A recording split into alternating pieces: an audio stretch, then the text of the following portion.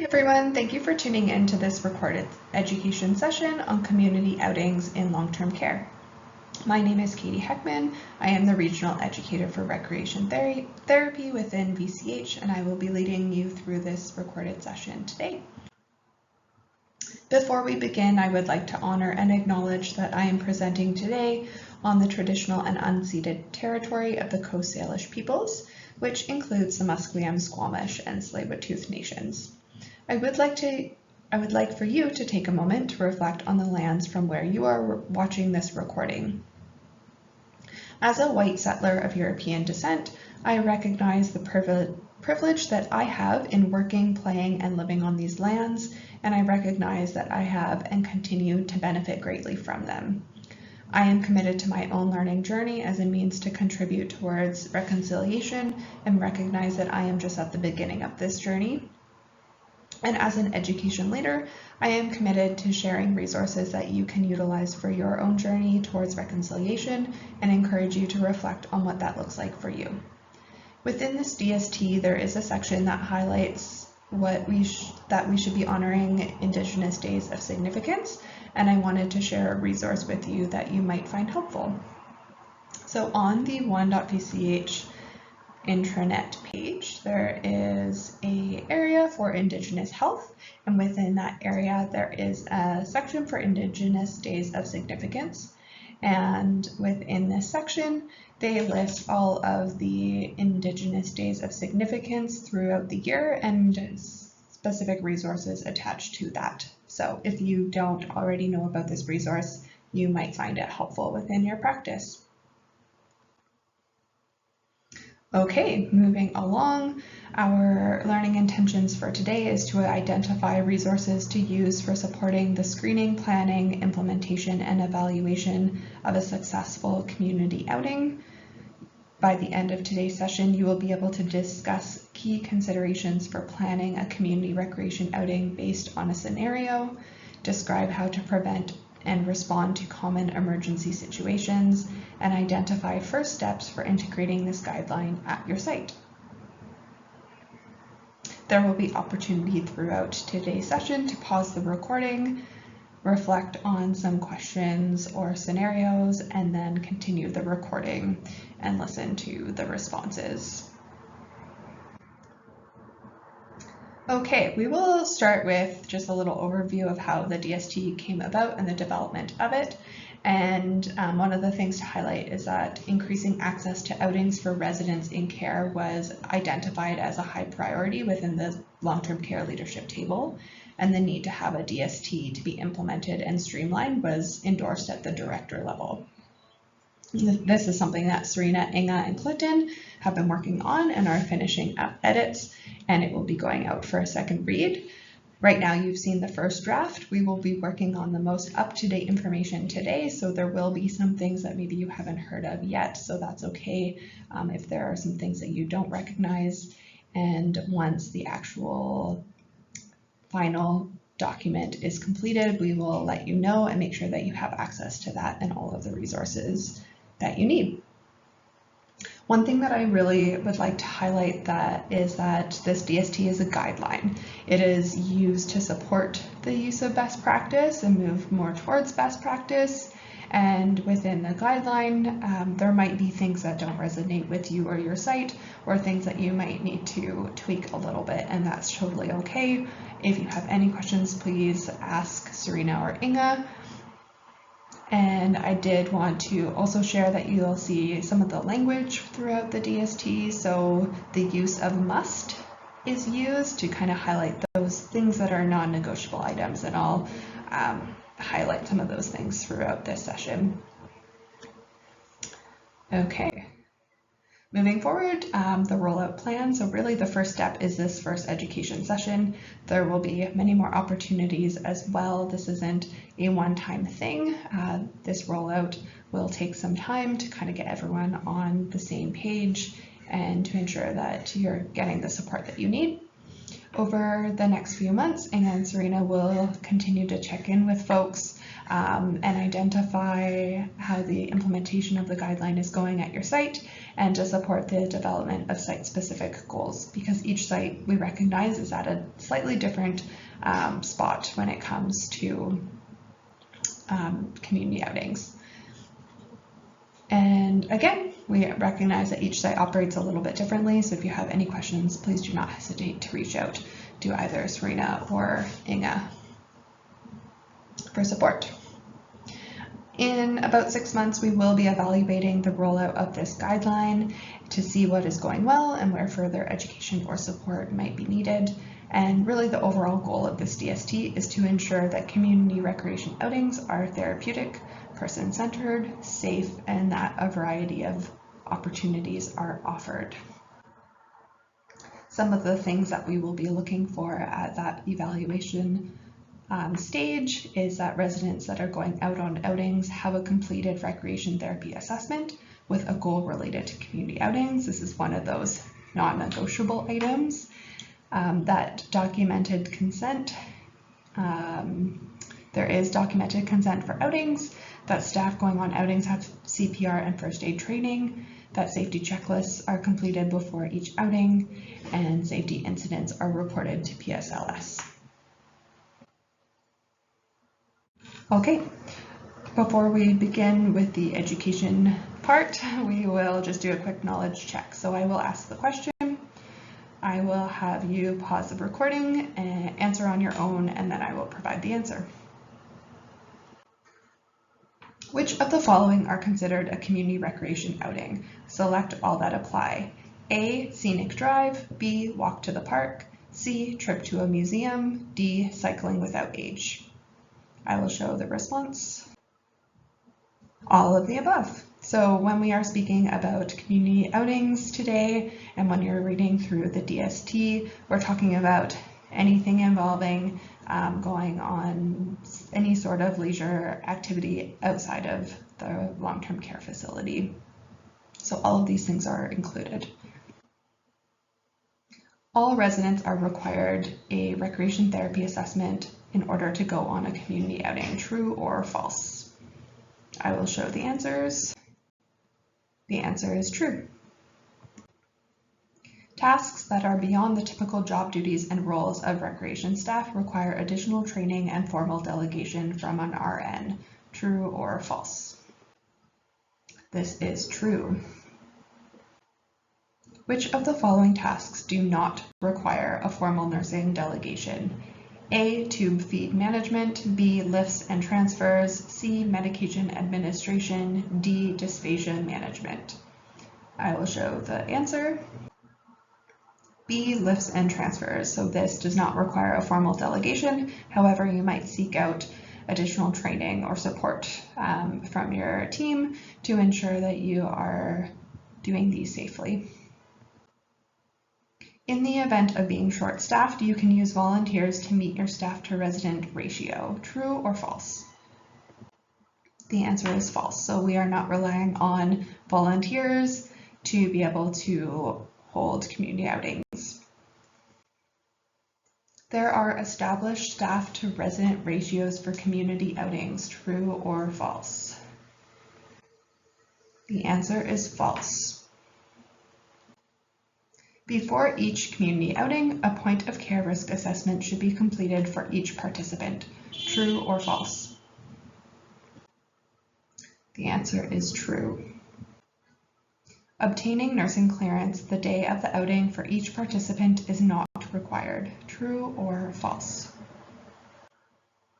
False. So we do want to make sure that we are obtaining nursing clearance on the day of the outing for each participant.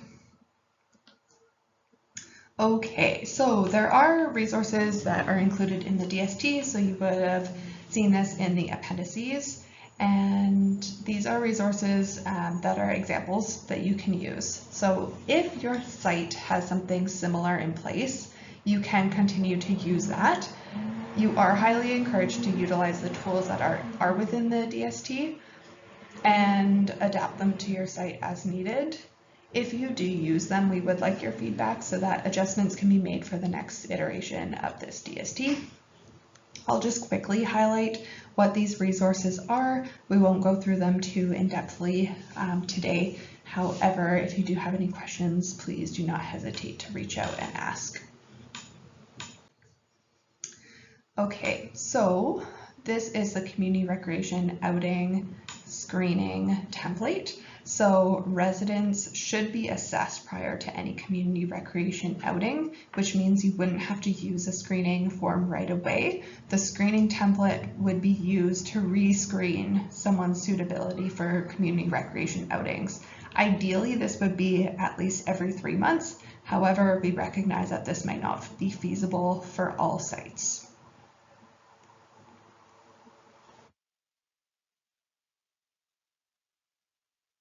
Okay, the next one is the individual community outing care plan template.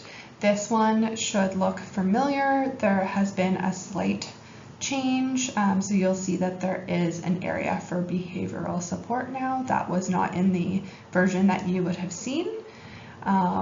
Individual care plans for each participant should be developed prior to the outing and should be informed by the general care plan of the persons in care.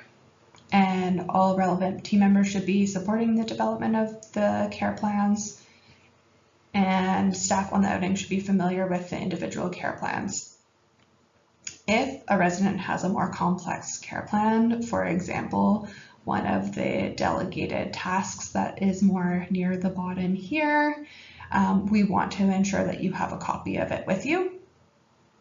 However, if it is a basic care plan, toileting, and you know what their needs are for that, you don't necessarily need to bring this with you for that resident, but you need to make sure that someone back at the facility has access to it and that it is still completed. It is not expected that team members from other disciplines are coming with you on outings. So if toileting or transfers are part of the care plan, the rec therapist should be requesting training from a relevant team member to ensure that you're comfortable carrying out that task. And if there are any residents that need support that requires a formal nursing delegation, so anything like medication, tube feed management, dysphagia management, trach vent management, etc., please ensure that you're connecting with your PL unless you already have an established process and training. So for example, George Pearson already has that in place. Okay, the next one is the community outing safety plan. So this was called the safety plan. We have renamed it in the most up-to-date version as a safety checklist because that's really what it is. It is a checklist here. So one of these must be in place for each outing. They should be updated for each outing based on the activity, the nature of the activity, the staff complement, and the characteristics of the participants. A copy of this should be left at the site. However, the original version of the DST did highlight that this needs to go with you as well. However, it's not necessary, so it just needs to be, there needs to be a copy at the site. Okay. The next one is something that you wouldn't have seen because it is a new addition to the DST, and that is the community outing pre-use vehicle inspection checklist. So vehicles need to be inspected by the driver before each outing using a standardized template such as this one here. So you can utilize this one. If you need a copy of this, please don't hesitate to reach out. We will make sure you have that, and we will be sending that out to everyone shortly once we have that available. Okay, so those are all of the resources. What we will do now is our first activity. So I am going to provide you with an example of an outing. There will be a total of 3. I would like you to answer the questions provided using the DST as a resource. So you might want to pause this recording and open up the DST. You also might want to get a piece of paper to record your answers. I will review what we discussed as a group in the live session after each scenario. Okay, so scenario 1, you are planning a drive to have a picnic in the park, and I would like you to answer these questions. I will allow you to pause the recording here, and when you are ready, you can move forward. I will provide the discussion now. So as a group, some of the things that were discussed was when planning this type of outing, the goals might look like to engage with nature, to increase knowledge of community-based resources, to increase social opportunities. For determining the group size, we discussed considering the space on the bus, space for equipment, mobility aids, considering staffing levels, how many staff are back at the site to continue to support programming, because we don't want programming at the site to stop. We want to consider the number of volunteers or family members joining, and how much support each resident needs based on mobility of the residents, behavior, and elopement risk. Some of the key safety considerations: elopement risk, medication needs, toileting, transfers. Because there is food involved, we would want to know if there's any dietary concerns, sun exposure, allergies, accessibility of the destination itself, parking, ensuring that there's a safe space to load, get on and off the bus, and traffic construction that could potentially extend the commute. And when discussing how to prioritize which residents would be included in the outing, some of the things that we discussed was looking at assessments and making sure that they match the goal of the program, identifying what is valuable to the potential resident, so do they like being out in nature, so again looking back at that assessment, seeing who doesn't have family to take them out and potentially prioritizing those individuals, seeing who doesn't typically join in-house programs, and this might be a way to help entice them to engage and build that rapport, and identifying what their seating tolerance is. So are they going to be able to tolerate this type of outing? And necessary assessments prior to the outing. So of course, a rec therapy assessment, a rehab assessment for mobility, nursing assessment, mobility, transfer, and toileting needs section. We would want to ensure that is completed on the community outing care plan, and we would want to check in with the nurse and read the 24 or 48-hour report as well. Okay, scenario 2, you are planning a group walk to the park. So I will let you pause the recording here, jot down the answers to these 5 questions. They're the same questions as previously, and I will discuss the answers now. So some of the potential goals of this type of outing could be to engage with nature, to promote physical activity, to increase socialization. For determining group size, a little bit different than the bus trips. We want to, again, ensure, consider the staffing levels, how many staff are back at the site to support programming. And we also want to consider the needs of the residents attending. So what is their mobility? How much support does each resident need? For key safety considerations, since it is a walk, we would want to consider their physical abilities. Do they have the tolerance to walk the distance? Safety of the route, is it accessible, not too challenging? We want to avoid uneven terrain or steep inclines if possible. Consider if there's benches to take a break. Adverse weather conditions, so is it icy, is there snow on the route? Is it a reasonable temperature? Are there shady areas? Do residents have appropriate clothing and footwear? For prioritization, we would want to prioritize those that have expressed interest or have a goal related to outdoor and/or physical activities, include those who would benefit the most from physical activity and social interaction. We would want to consider the residents who are at risk of isolation or who might have fewer opportunities to go out for walks. So maybe they aren't able to go out for walks on their own for whatever reason, or they don't have family or any social supports to support outdoor walks. We would also want to ensure a mix of residents with different physical abilities to foster inclusivity and support. And for the necessary assessments, Similar to the previous one, we would want to ensure that there's a REC assessment, rehab assessment for mobility, nursing assessment, mobility needs section completed by the team, and the 24-hour, 48-hour report. And scenario 3, you are planning a scenic drive. I will let you pause the recording here and I will continue with the discussion now.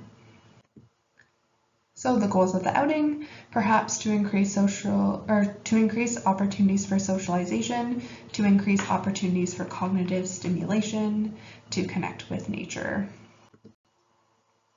To determine group size, again, we would want to consider the staffing levels, consider the space on the bus, the number of volunteers, family members joining based on the needs of the residents. For safety considerations, can they safely transfer on and off the bus? The duration of the route, is the length of the drive appropriate for the resident, for their seating tolerance or activity tolerance? Is the route safe, well paved, minimal traffic, avoiding inclines or sharp turns if possible? Are there adverse weather conditions, ice or snow on the route? And what is the temperature on the bus? And for prioritizing, so on this type of outing for a scenic drive, you might want to prioritize those with limited mobility that might find it difficult to engage in other types of outings, and prioritize residents who are at risk of social isolation or have limited opportunities to leave their home.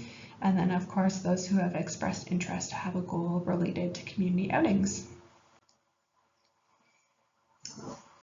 Okay, for necessary assessments, again, nothing new here, the same as the previous examples. Okay, moving on to emergency management. So each site has their own emergency protocol, so we do want to ensure that you know what that is at your site, and that the rec staff that are facilitating outings are aware of what that is. The DST does provide guidelines on how to respond to emergencies, so if there isn't a site-specific policy, you want to turn to the DST. One thing that was identified is that some folks, when they're calling 911, they are saying that 911 doesn't always view it as an emergency.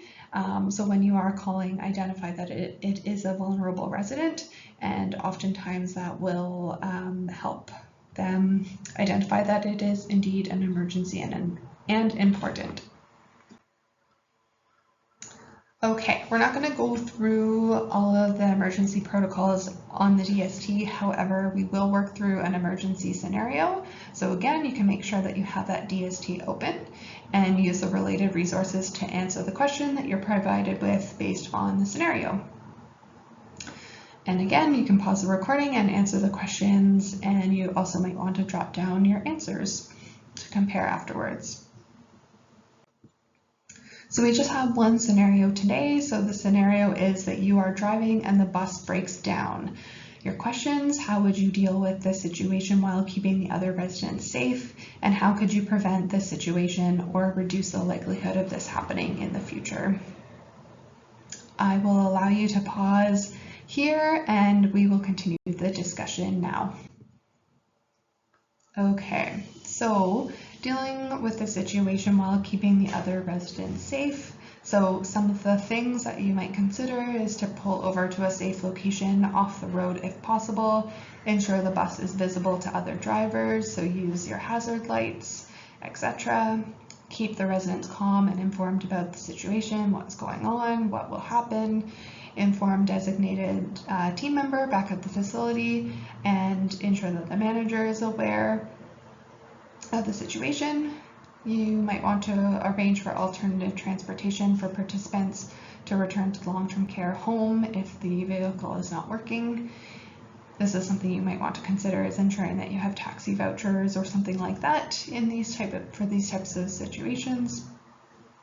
And you might want to arrange for the bus to be towed, preferably where it goes for maintenance. To prevent the situation or reduce the likelihood of this happening, we would want to ensure that the bus is well maintained and that the vehicle inspection is completed before each outing, that all staff members are familiar with the emergency procedures for vehicle breakdowns and any site-specific procedures that you might have. You would want to keep an emergency kit on the bus, including first aid supplies and emergency contact numbers, especially if someone is injured. And you want to have a clear plan for alternative transportation arrangements in the case of a vehicle breakdown. So all the things to ensure that you're prepared, so if it does happen, how you would be able to respond to it. Okay, we are flying through this. So self-reflection. So this is the last step. So really, I just want you to pause here and take a few moments just to reflect and think about what the first steps to integrate this guideline at your site would look like and what additional supports and education you might need. So think about this. I would love to hear your thoughts around this, and I'm sure Inga and Serena would as well. So if you'd like to send us a quick email, that would be fantastic. It would be great to know what supports you might need for education in the future. We recognize this is really a quick kind of overview of the DST, and there's going to be more specific questions, and we could do an education session on each individual component of the DST. So we recognize there is a lot of education needs. So if you could let us know what those are for you, that would be fantastic. Thank you so much for listening to this webinar. Again, please reach out to Serena or Inga and CC me if you have any questions. And before you chime off, I would ask that you please complete the checkbox survey. You can either scan this QR code or use the link that was included in the email that I sent out with the recording link. Please note the survey is completely anonymous, and your feedback will help inform future education sessions. And when you will be asked what session you attended when you click on the survey, just ensure that you choose the recorded community outing session, not the live one. If you have any questions, please reach out, and we will see you next time. Thank you so much.